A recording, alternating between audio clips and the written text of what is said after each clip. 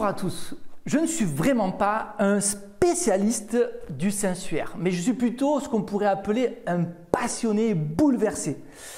Passionné parce que j'ai lu la plupart des livres qui existent sur le linceul, je me suis beaucoup documenté depuis plusieurs années et franchement ce n'est pas toujours facile à suivre. Certains experts sont tellement experts que du coup on s'y perd, c'est le cas de le dire. Voilà. Je ne pourrais pas moi-même vous faire les démonstrations scientifiques qui sont relatées par tous les experts du linceul de Turin. Mais je peux vous donner les conclusions les plus connues, celles qui sont vérifiées par tous, celles qui font l'unanimité, où on ne peut même pas discuter ces discussions. Je ne cherche pas du tout à impressionner qui que ce soit à travers cette petite vidéo et à travers ce petit exposé, mais mon but est simplement de vous rendre accessible cette énigme en nous appuyant donc sur les principales conclusions reconnues de tous. Je suis content d'ailleurs, en tant que prêtre du diocèse de Montpellier, de prendre la succession d'un prêtre très connu qui s'appelle le père Rinaudo et qui lui-même était un physicien. Alors lui c'était un scientifique, c'était beaucoup plus professionnel que ce que je ne le suis et il a donné de nombreuses conférences sur ce thème et on va le citer à plusieurs reprises. Voilà le plan que je vous propose.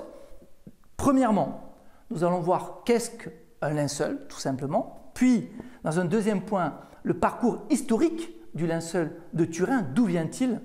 Puis, en troisième point, ce que nous dit la science sur le linceul. En quatrième point, les concordances entre l'homme du linceul et le Christ de l'Évangile, certainement un des points les plus bouleversants. Et puis, cinquièmement, ce que l'Église nous dit sur le linceul.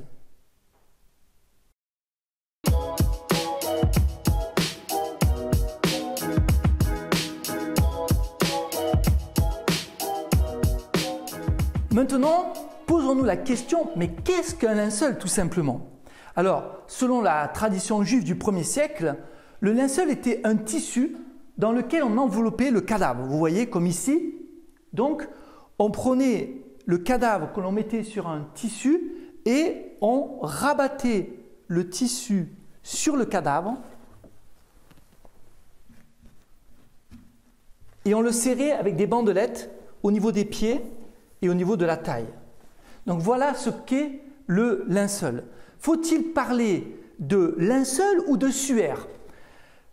Pendant très longtemps, à l'époque de Jésus, le suaire était un tissu qu'on mettait uniquement sur le visage et le linceul était le tissu qui enveloppait tout le corps. Au fil des années, le suaire et le linceul désignent la même chose. Donc, on peut parler soit de linceul, soit de suaire pour un tissu utilisé pour les funérailles autour d'un corps. Le problème, c'est que rapidement, on a parlé du sensuaire. Le sensuaire, il y a une notation religieuse, il y a une dimension de foi. Les scientifiques préfèrent parler du linceul et c'est la dénomination que nous avons choisie pour notre exposé afin de pouvoir rejoindre toute personne. Comprendre l'énigme du linceul ne présuppose pas l'acte de foi, donc on ne va pas parler de sensuaire, mais tout simplement du linceul de Turin. Quelle est la particularité du linceul de Turin? Eh bien, comme Jésus était grand, il faisait 1,84 m, le tissu fait 4 mètres de long. Vous voyez, derrière mon dos, la réplique exacte qui vient de Turin, qui est une copie exacte du linceul de Turin. Vous voyez qu'il y a une image, c'est ça la particularité de ce linceul. Sur ce linceul est apparue une image. Cette image est monochrome, elle est une seule couleur. Il y a la couleur du tissu, on va dire qui est un peu jaune sépia, et il y a la couleur plus foncée de l'image qui est jaune pâle. Ce qui vous perturbe un petit peu en regardant derrière moi, c'est que vous voyez des triangles, essayez de ne pas les voir, ils ont apparu très tardivement, et je vais vous l'expliquer un peu plus tard pour quelles raisons. Donc, cette empreinte d'un corps, tête bêche, c'est-à-dire que comme on l'a vu tout à l'heure, on a le tissu qui est dans toute sa longueur et qui était plié sur le corps, ce que je vais vous montrer maintenant de manière plus simple et compréhensible tout de suite. Voilà, maintenant vous ne voyez toujours pas clair comment cette image s'est imprimée sur ce tissu, vous ne la reconnaissez pas, vous ne la voyez pas. Eh bien, c'est bien simple, puisque je vous ai dit que le corps était tête bêche, on va le couper en deux et on va le mettre debout. Regardez. Maintenant, vous voyez clairement le visage, le corps d'un homme. Regardez, la tête, les bras, les jambes, de face et de dos, la nuque, le dos, les jambes, et vous remarquez des traces de sang qui ne sont pas de la même couleur que l'empreinte. Alors nous, on ne le voit pas trop parce que c'est bien sûr une copie, mais ici, les taches sont légèrement rosées.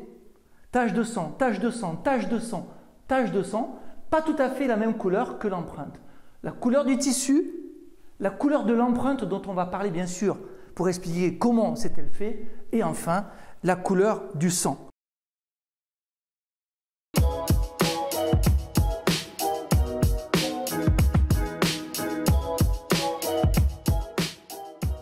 Venons-en maintenant à la partie historique. Le linceul qui se trouve à Turin, mais d'où vient-il? D'abord, soyons clairs, les 4 évangiles mentionnent le linceul au moment de la mort et de la résurrection du Christ. Par exemple, Luc chapitre 23, Joseph d'Arimathie alla trouver Pilate, demanda le corps de Jésus, il le descendit de la croix et l'enveloppa dans un linceul, puis il le mit dans un tombeau. D'après les historiens, le linceul est resté à Jérusalem jusqu'en l'an 65. La deuxième étape, on le trouve d'après les historiens à Édesse, de 170 à 540. Des documents historiques parlent du linceul comme étant une image non faite de main d'homme, en grec akairo poété. Et puis on le trouve à Constantinople. En Constantinople de 944 en 1204. Et nous avons une très belle illustration qui montre comment l'empereur de Constantinople a reçu le linceul de Turin comme cadeau lorsqu'ils ont fait le siège d'Édesse et qu'ils sont venus avec à Constantinople. Donc on a des traces vraiment historiques très sérieuses. Et puis, voilà que les croisés arrivent à Constantinople et ils font le siège de Constantinople, prennent le linceul et l'amènent à Athènes. Il y reste de 1206 à 1230. C'est Othon de la Roche, un Français, chef de cette croisade, qui est devenu le duc d'Athènes et qui a piqué, on pourrait dire, volé le linceul. Enfin, on le retrouve à Lirey. Lirey, c'est en France, au nord de la France, de 1349 à 1453. Mais comme par hasard, nous avons en 1357 la première exposition officielle du linceul de Turin. On a tout ça, c'est très historique. Et qui l'a organisé? Eh bien justement, Jeanne de Vergy, qui est l'arrière-petite-fille du fameux Othon de la Roche, duc d'Athènes. Vous voyez que tout est bien concis et bien concret. Et puis on le retrouve ensuite à Chambéry. Pourquoi? Parce que Marguerite de Charny offre le linceul au duc de Savoie qui l'installe à Chambéry. Et enfin, en 1578, le duc de Savoie, qui a peur des armées françaises qui font des dégâts, l'amène de Chambéry à Turin, où il est actuellement. Et en 1983, le linceul de Turin, la famille des ducs de Savoie offre le linceul au pape de l'époque, c'est-à-dire au Vatican, au pape Jean-Paul II à l'époque, mais sur décision du Vatican, le linceul n'est pas amené à Rome, il reste à Turin, où il est encore aujourd'hui. Donc vous le voyez à travers ce rapide raccourci, tous ces documents sont très sérieux et il y en a beaucoup plus qui sont, on pourrait le compléter énormément, notamment avec le codex, etc. Mais l'essentiel est là, on a une trace historique depuis Jérusalem jusqu'à Turin de cet incroyable signe.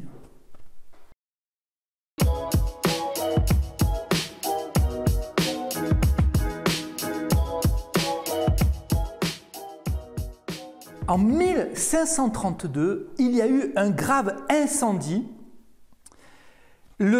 À Chambéry, le linceul a failli brûler. Le coffre en acier qui tenait le linceul s'est mis à brûler de toutes parts. Et heureusement, il n'a pas complètement brûlé, mais il a été sérieusement abîmé.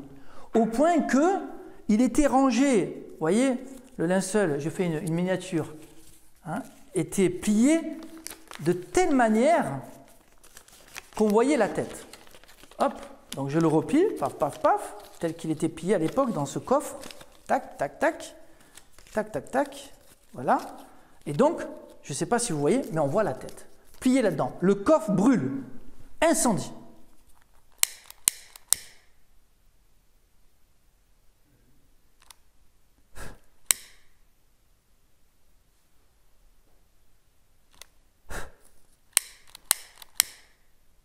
Heureusement, seuls les côtés du coffre ont brûlé et la tête et l'ensemble du corps ont été pratiquement épargnés. Mais vous allez comprendre maintenant qu'est-ce qui s'est passé. Hop, je ne vais pas mettre le feu dans la chapelle. Vous voyez? Bon, ça continue à brûler parce que voilà. Mais vous comprenez maintenant pourquoi, bon là elles sont un peu plus grosses, pourquoi nous avons tous ces triangles qui ont été réparés ensuite par des sœurs Clarisse. Mais merci Seigneur, l'ensemble du corps a été épargné. Vous comprenez d'où viennent ces pièces de tissu? Ce sont des triangles rajoutés. Et il faut arriver à lire le linceul en oubliant le feu de 1532. C'est ce qui rend la lecture de cette image très compliquée, parce que si on retire ces triangles dus à l'incendie de Chambéry, alors on a un magnifique corps sur un tissu. Il faut arriver à oublier ces petits triangles. J'espère que maintenant vous arrivez à lire en les omettant de votre regard.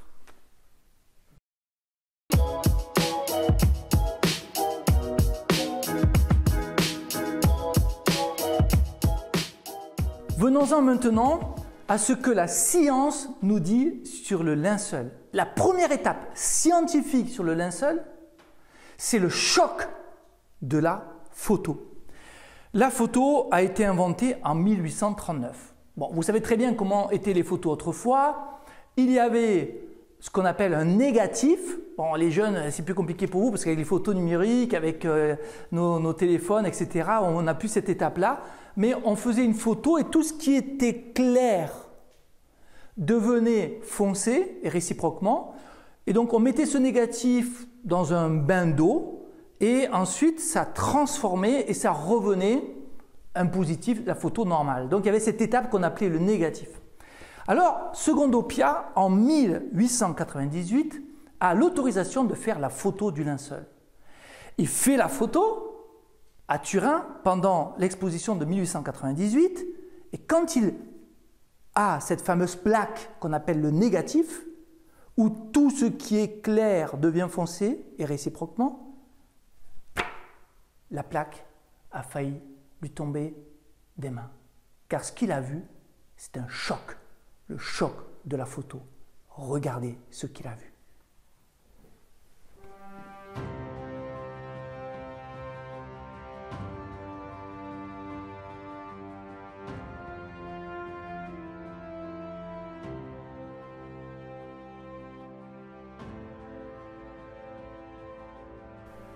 Incroyable.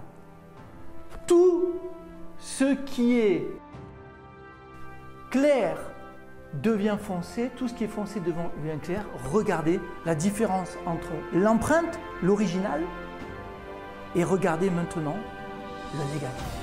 Le négatif est beaucoup plus précis. Regardez comment on voit les mains, les doigts, le buste, la barbe, les yeux, le nez. Bien sûr, on les voit aussi sur l'empreinte, mais il faut un effort. Regardez la nuque de Jésus, ses épaules. Et là, regardez sur le négatif, combien on le voit beaucoup mieux avec les traces de fouet.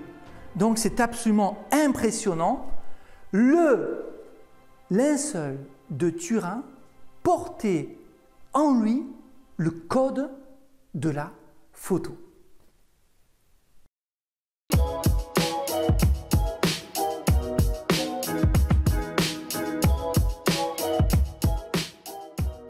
Après le choc de la photo, le choc de la 3D. En 1976, voilà que deux Américains qui travaillent à la NASA, ils s'appellent Jumper et Jackson, utilisent un analyseur VP8. Cet analyseur permet à partir d'une image, de trouver le relief. Concrètement, avec ce logiciel, plus une zone de l'image est foncée, plus elle va apparaître en relief, plus la zone de l'image est claire, plus elle va apparaître en creux. Alors vous comprenez bien que normalement une image lambda ça ne peut pas marcher. Regardez-moi là en ce moment, si jamais je me mets comme ça, eh bien je vais avoir de la lumière plus ici et si jamais on fait le raisonnement, je vais avoir un gros trou ici. Enfin vous voyez, une image normale c'est rare que ça marche. Mais voilà, ils ont eu l'idée de prendre l'image du linceul et de le faire passer par cet analyseur VP8 et là, surprise, regardez ce qu'ils ont découvert.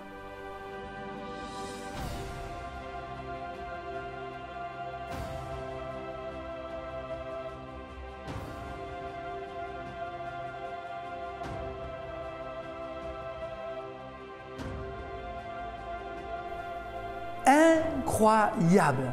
À l'analyseur VP8, nous comprenons que le linceul porte en lui le langage de la 3D. Toutes les zones du visage du Christ qui sont plus foncées deviennent plus en relief.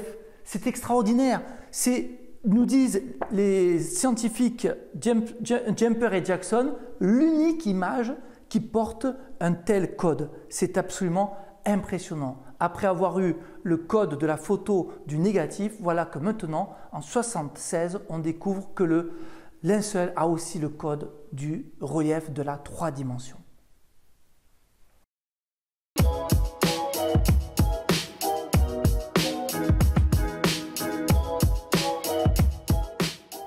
Jackson et Jumper ont été tellement impressionnés par ce résultat de la 3 dimensions qu'ils décident de constituer une équipe d'experts scientifiques et ils demandent au Vatican, en 1978, alors qu'il allait avoir une exposition pour le 400e anniversaire de l'arrivée du linceul à Turin, ils demandent s'ils peuvent rester une semaine de plus après l'exposition officielle pour faire des études. Le Vatican accepte et donc voilà que cette équipe arrive avec un camion avec plein de matériel et là ils se mettent à l'étude.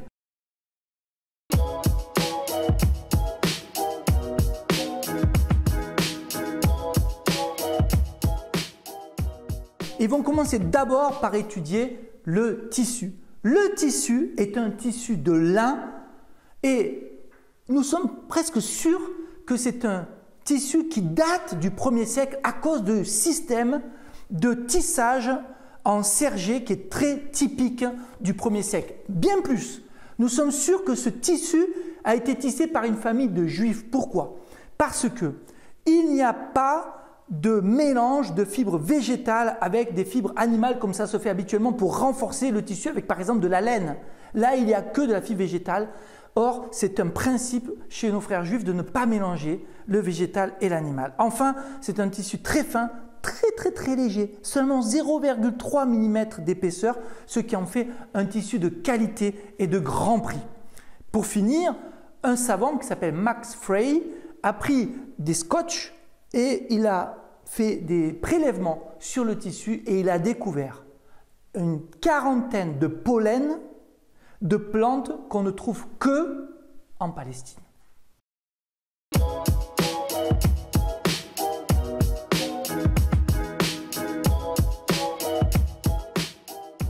Les scientifiques se sont posé maintenant la question comment l'image s'est-elle formée? C'est assez technique mais c'est très impressionnant. Ils ont fait une série de tests pour trouver l'œuvre, évidemment, d'un peintre. Quelqu'un qui a créé cette image. Microscope, rayons X, infrarouge, ultraviolet, radiographie, fluorescence, réflectométrie. Résultat, aucun pigment, aucune trace de peinture, aucune trace de pinceau. L'image est superficielle, elle ne traverse pas le tissu. On le voit de l'autre côté du tissu, il n'y a pas d'image. La seule chose qui traverse, ce sont les taches de sang. En fait, la coloration se fait par des fibrilles jaunes plus ou moins foncées. Je vous donne un exemple. Si cela, mon bras, était un fil grossi au microscope, eh bien, certains fils sont légèrement foncés juste sur le dessus, alors que c'est 0,3 mm d'épaisseur. C'est hallucinant. Comment cette image a pu se créer, n'est-ce pas? Alors, on a remarqué aussi que cette image résiste à la chaleur. Et lorsqu'il y a eu des incendies, l'image est restée. Et même à l'eau, puisqu'ils ont éteint avec de l'eau. Une explication, c'est celle du père Rinaudot, ce biophysicien, prêtre à Montpellier et spécialiste du nucléaire. Voilà la formule, je vous le lis parce que c'est assez technique. Comme je vous l'ai dit, je ne suis pas scientifique, mais je vous donne les conclusions des scientifiques. L'image a été créée par une forte radiation lumineuse, une sorte d'éclair atomique, je ne sais pas moi, un projecteur lumineux extraordinaire, une radiation lumineuse qui aurait provoqué une émission de neutrons et de protons qui ont formé cette fameuse empreinte par l'oxydation acide déshydratante des fibres de cellulose. Autrement dit, l'image est une image obtenue par la projection d'un rayonnement à partir d'un corps. Mais ce qui est assez extraordinaire, c'est que ce corps qui a déclaré comme une déflagration de lumière qui a projeté son image, elle n'est pas déformée. Si je prends par exemple un tissu, n'importe quel tissu, je le mets sur mon visage, hop, et au moment où l'empreinte se fait, ça va être déformé, c'est-à-dire il y a un relief, vous voyez, ce qui est là va être écarté. Or là, ce qui est étonnant, c'est qu'il n'y a aucune déformation. Vous voyez, c'est comme si le tissu était tendu de manière parfaite sur le corps et que le corps disparaît et l'empreinte se fait à travers le tissu et le tissu est parfaitement tendu sur le corps. On ne comprend pas comment cela s'est fait, mais cela s'est fait.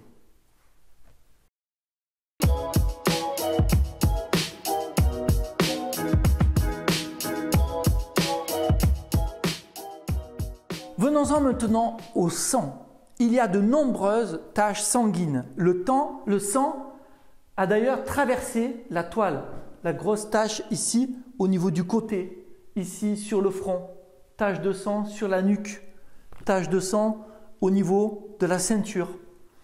Ce qui est impressionnant, c'est qu'on est sûr que le sang était sur le tissu avant que l'image apparaisse. Pourquoi ? Partout où il y a du sang, il n'y a pas d'image. C'est impressionnant. Lorsqu'on analyse ce sang, on voit que c'est du groupe AB, le groupe sanguin le plus rare sur la Terre, je crois que c'est 4% seulement de la population mondiale, et qui a la particularité d'être receveur universel. Enfin, chose très impressionnante, on voit bien que le cadavre était au contact du tissu, puisqu'il y a des traces de sang, mais au microscope, on n'explique pas pourquoi, il n'y a pas de traces d'arrachement. C'est-à-dire que si vous prenez un mouchoir, vous le mettez sur votre main qui a du sang, quand vous allez retirer le mouchoir, évidemment, il va y avoir de l'arrachement. Au microscope, on voit très bien que le sang était arraché. Là, c'est comme si le corps s'était dématérialisé sans qu'il y ait arrachement. Les gouttes de sang sur le tissu sont restées parfaites, sans aucune trace d'arrachement. Cela reste inexpliqué.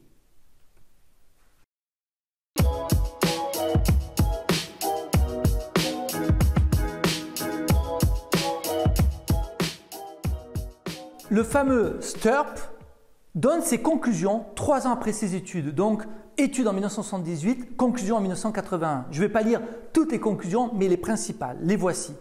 Nous pouvons conclure que l'image qui figure sur le suaire de Turin est celle laissée par un vrai corps humain torturé et crucifié. Ce n'est pas le fait d'un artiste et la façon dont l'image s'est formée reste un mystère et le restera tant que des investigations chimiques plus poussées n'auront pas été faites, peut-être par ce groupe de scientifiques ou par un autre dans le futur.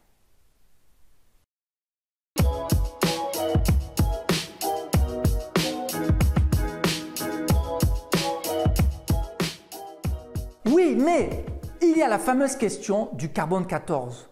En 1988, 7 ans après ces fameuses conclusions dont on vient de parler, voilà que des études sont faites au carbone 14, cette méthode qui permet de dater, et la datation est très impressionnante puisqu'elle établit que le linceul daterait du Moyen-Âge entre 1260 et 1390. Le linceul serait donc l'œuvre d'un faussaire. Les résultats du carbone 14 pourraient avoir été déformés tout simplement par l'incendie de Chambéry, qui a pu entraîner un rajeunissement des résultats.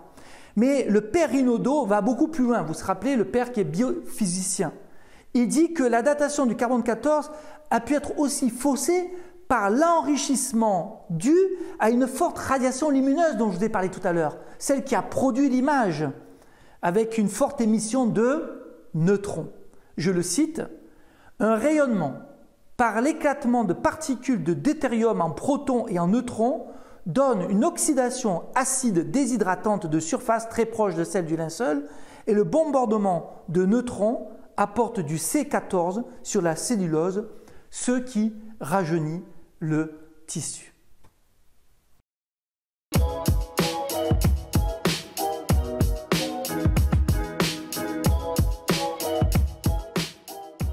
Il faut que je vous parle de quelqu'un qui est très impressionnant. C'est Aaron Umpinski. Comme vous l'entendez par son prénom, il est d'origine juive, mais surtout c'est un scientifique, mathématicien, épistémologue, linguistique, expert en système logique et historien des sciences.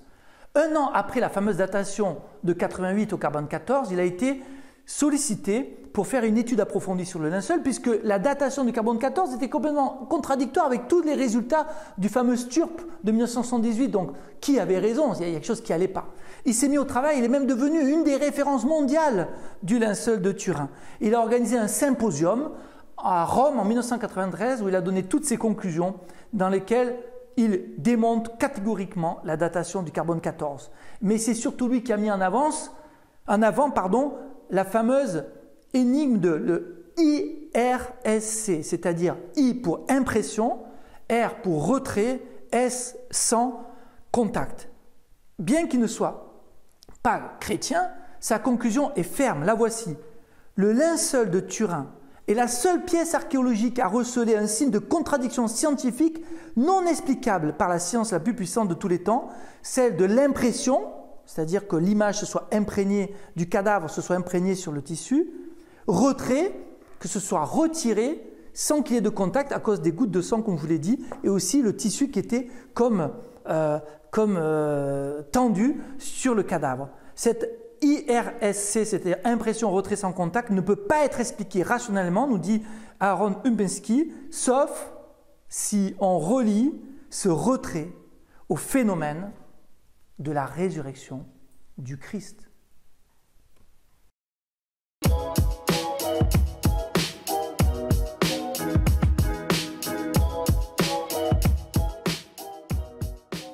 Autre point très important, qui est un signe très impressionnant, c'est que cette image sur le linceul de Turin, personne aujourd'hui, avec tous les moyens techniques que nous possédons, personne, je dis bien personne, n'a jamais été capable de le reproduire. C'est une pièce unique au monde.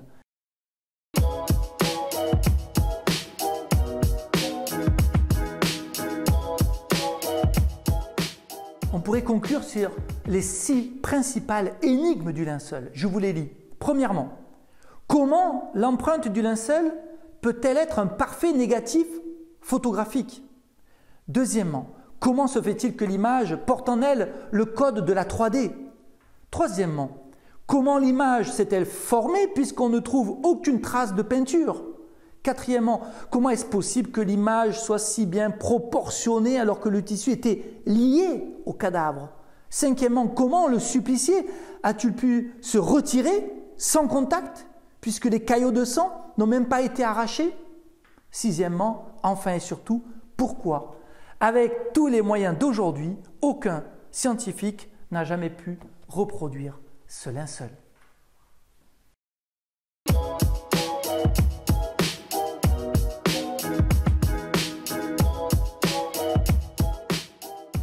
Pour conclure cette partie scientifique, on va essayer d'imaginer les qualités extraordinaires de ce prétendu faussaire du Moyen-Âge, si jamais on disait que c'était fait par un faussaire. La première chose, c'est que cet homme serait un super tisserand. Mais oui, il a réussi à tisser un tissu selon le modèle de tissage du 1er siècle en Orient, modèle qu'on ne trouve pas d'ailleurs en Europe, et en ayant le souci de se procurer du lin sans mélange selon la tradition juive. Ensuite, c'est un super Léonard de Vinci, mais vraiment en avance sur son temps. Et en effet, il est très intelligent, est très humble. Mais oui, très humble, parce qu'il a fait une image qui contenait le phénomène de la photographie au Moyen-Âge, de la 3D au Moyen-Âge, en espérant sans doute que dans les siècles à venir, on allait découvrir ces méthodes-là, et que quand tout cela sera inventé, on comprendrait enfin ce qu'il avait caché dans son image. Très fort. C'est aussi un super magicien. En effet, il a réussi à rajouter du sang sur le tissu sans pour autant provoquer d'arrachement des caillots de sang. Là, il faut quand même le faire. Enfin, c'est un génie jamais égalé dans le monde puisque il est extraordinairement doué. Il a réussi à faire une image sans utiliser de peinture, sans que l'image traverse le tissu. Il a utilisé une méthode tellement géniale que personne n'arrive à la comprendre avec les moyens les plus développés d'aujourd'hui et surtout que personne n'arrive à la reproduire. Chapeau l'artiste!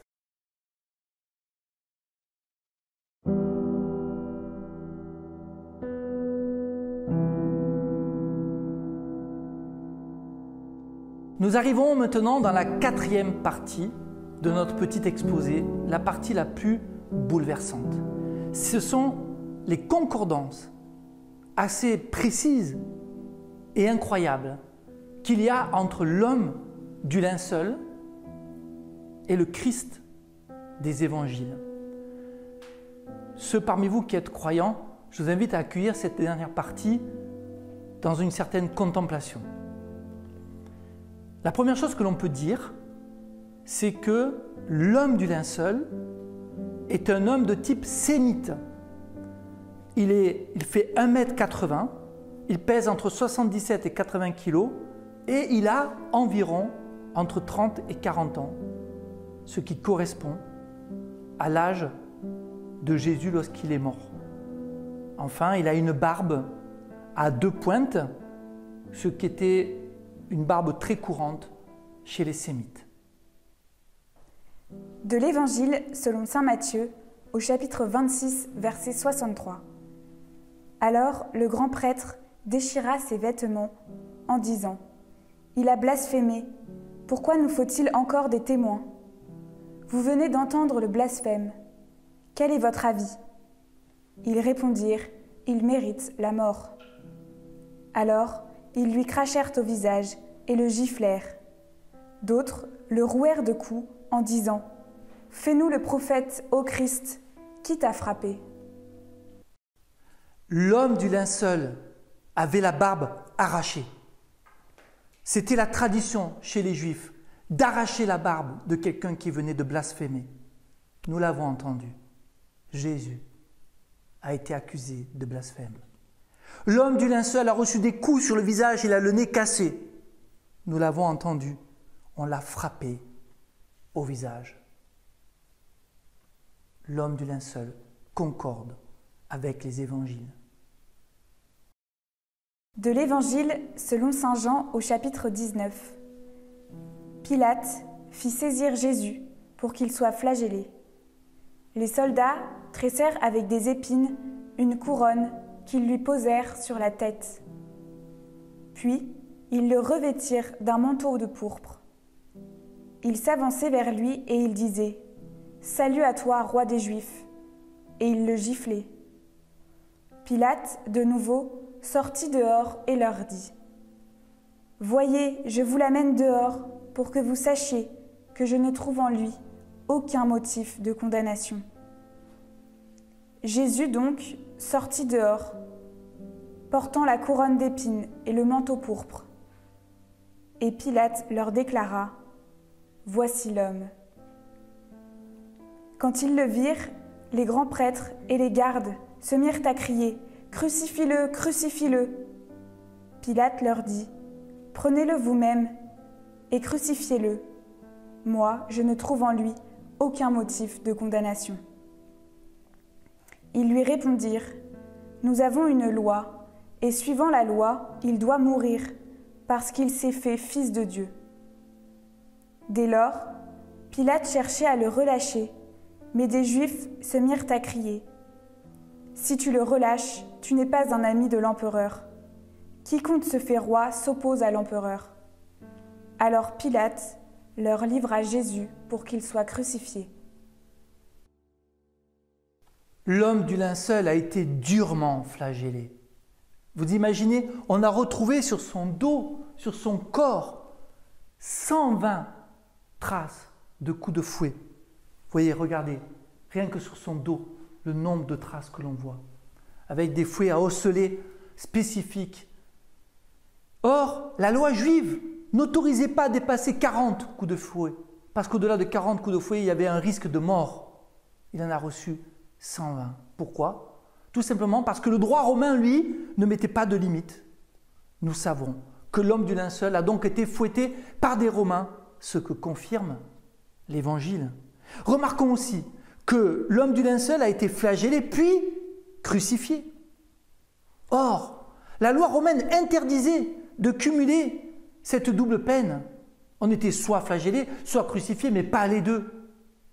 Or, nous l'avons entendu dans l'Évangile, Pilate comptait uniquement flageller Jésus.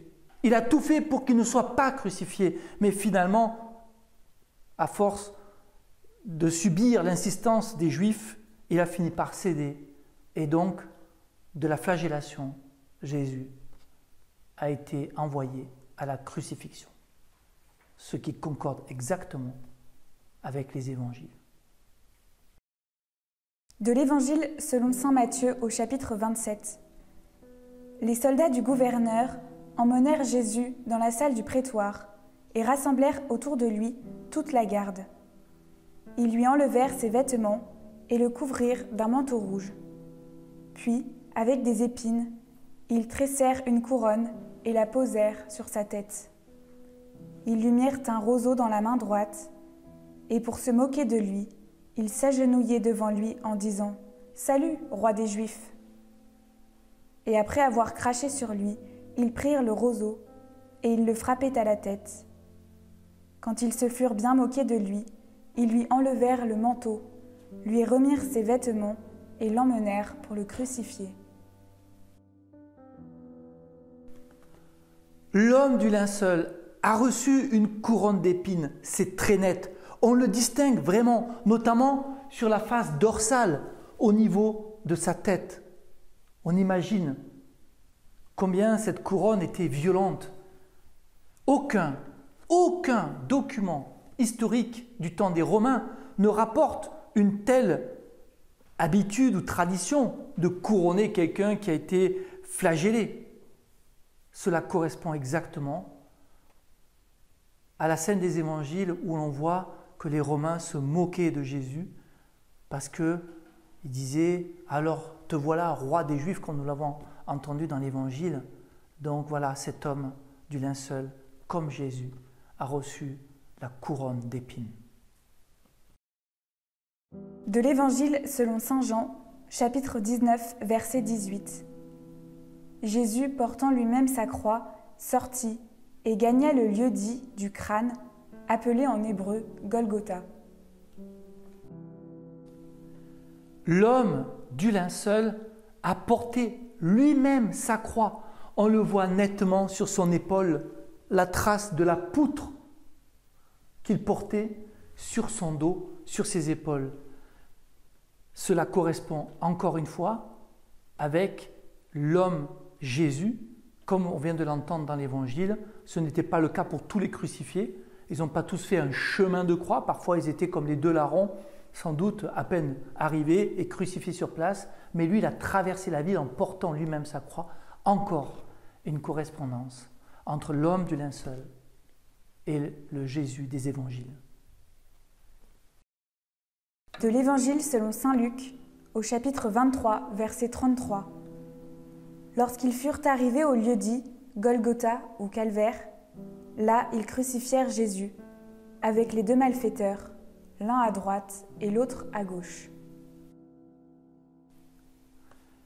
L'homme du linceul a été crucifié. Nous voyons nettement les traces des clous dans ses mains, les traces des clous dans ses pieds.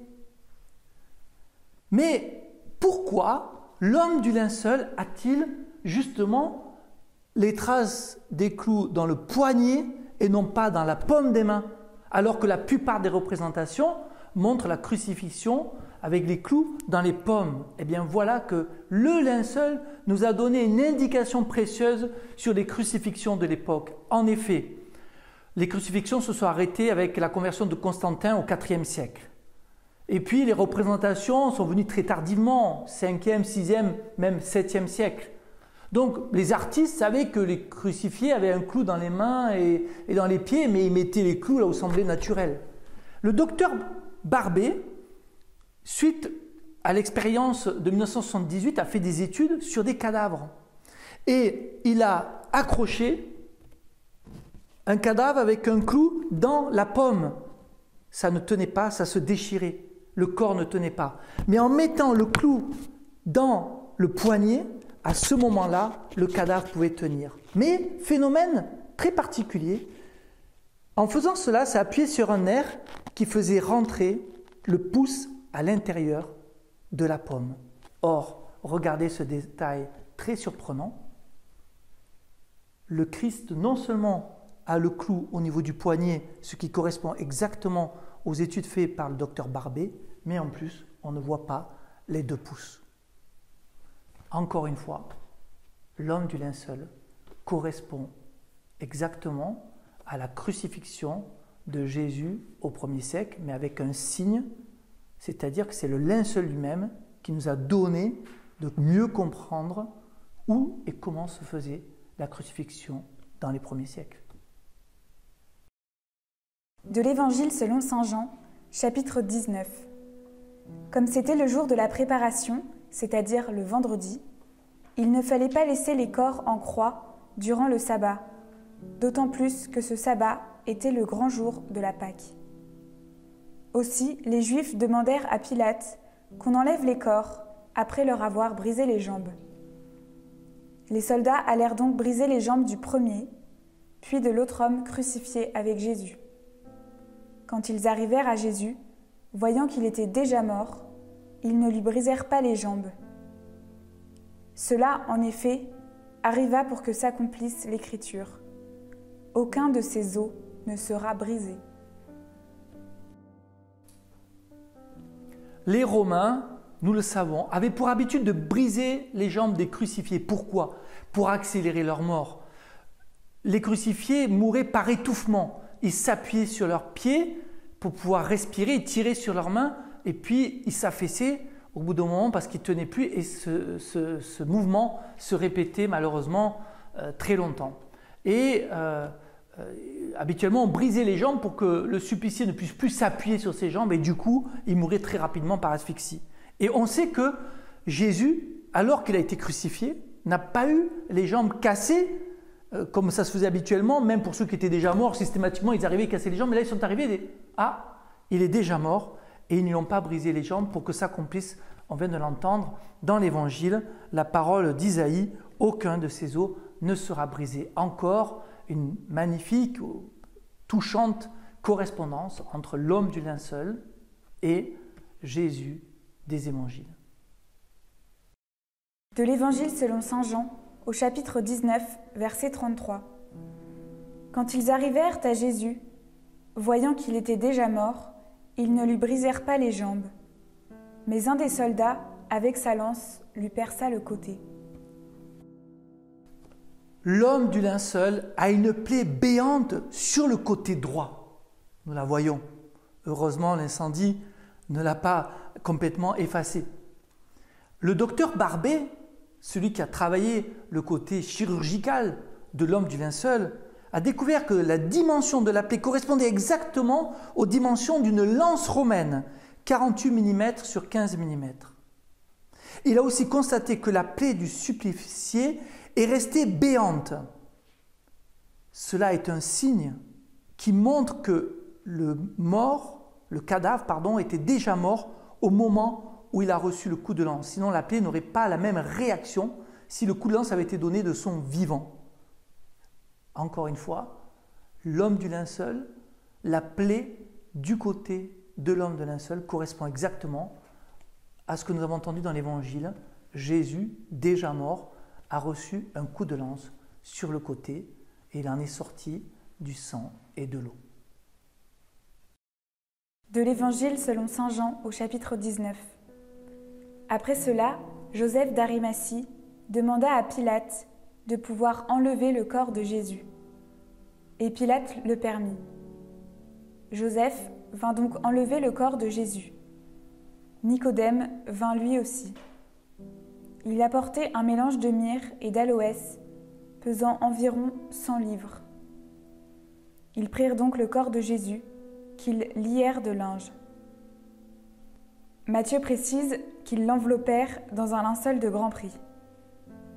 En employant les aromates selon la coutume juive, d'ensevelir les morts. À l'endroit où Jésus avait été crucifié, il y avait un jardin, et dans ce jardin, un tombeau neuf, dans lequel on n'avait encore déposé personne. À cause de la préparation de la Pâque juive, et comme ce tombeau était proche, c'est là qu'ils déposèrent Jésus. Il est très étonnant de constater que cet homme n'a pas été lavé de son sang. Et pourtant, on trouve des traces de myrrhe sur le tissu. C'est quand même étrange de prendre un cadavre, de faire le rituel d'embaumement habituel, mais de ne pas laver le corps. Eh bien, on a la réponse dans l'Évangile. L'homme, Jésus, a reçu un minimum d'aromates, mais à cause du fait que le vendredi soir commençait le Shabbat qui était en même temps, Pâques et Shabbat tombaient en même temps, c'est-à-dire le samedi, il était impossible de faire quoi que ce soit pendant toute la journée du samedi.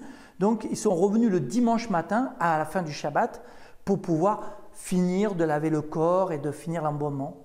Donc c'est à cause de l'arrivée du Shabbat rapide qu'ils n'ont pas pu faire normalement la toilette funéraire. Encore une fois, nous avons une concordance parfaite entre l'homme du linceul et l'Évangile. Et je rajoute aussi que ce tissu, comme nous l'avons vu tout au début, est un tissu de grand prix.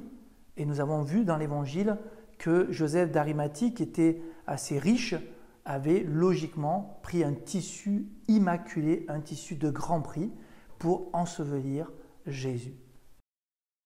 De la première épître de saint Paul aux Corinthiens, au chapitre 15. Avant tout, je vous ai transmis ceci, que j'ai moi-même reçu. Le Christ est mort pour nos péchés, conformément aux Écritures, et il fut mis au tombeau. Il est ressuscité le 3e jour, conformément aux Écritures.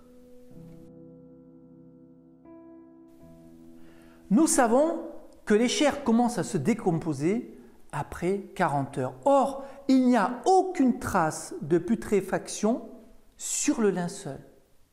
Cela signifie donc que le cadavre de l'homme du linceul est resté moins de 40 heures dans ce tissu. Cela correspond exactement, encore une fois, au Jésus des Évangiles, puisqu'il a été enseveli le vendredi soir, il est ressuscité le dimanche matin. Jésus est donc resté moins de 40 heures dans ce tissu. Encore une concordance. Pour conclure, nous allons relire ensemble les 10 concordances entre l'homme du linceul et le Jésus des Évangiles. Premièrement, c'est un homme de type sémite, âgé d'une 30aine d'années. Deuxièmement, c'est un homme frappé au visage et dont la barbe a été arrachée pour blasphème. Troisièmement, c'est un homme flagellé par les Romains et qui a subi la double peine, à la fois flagellé et crucifié. Quatrièmement, c'est un homme couronné d'épines. Cinquièmement, c'est un homme qui a porté lui-même sa croix. Sixièmement, c'est un crucifié dont on n'a pas brisé les jambes. Septièmement, c'est un homme qui a reçu un coup de lance romaine post-mortem sur le côté droit. Huitièmement, c'est un homme qui a reçu de la myrrhe à son ensevelissement sans pour autant être lavé sur son corps, notamment de son sang. Neuvièmement, c'est un homme déposé dans un linceul de grand prix. Dixièmement, cet homme n'est pas resté plus de 40 heures dans le linceul. Que de concordance entre l'homme du linceul et le Jésus des Évangiles.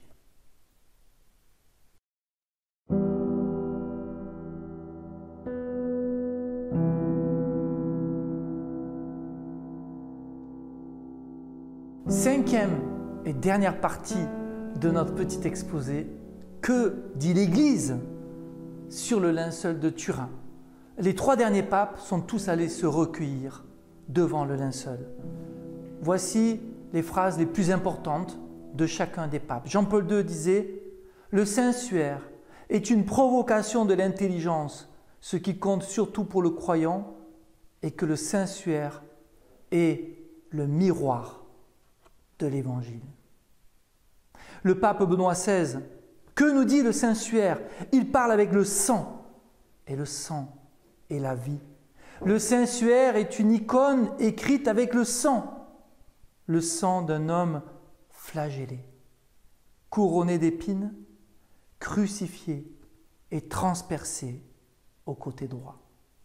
Et enfin, le pape François, le Saint-Suaire est une icône de l'amour de Jésus. C'est magnifique. Le Saint-Suaire est une icône de l'amour de Jésus qui se donne sur la croix pour tous les hommes.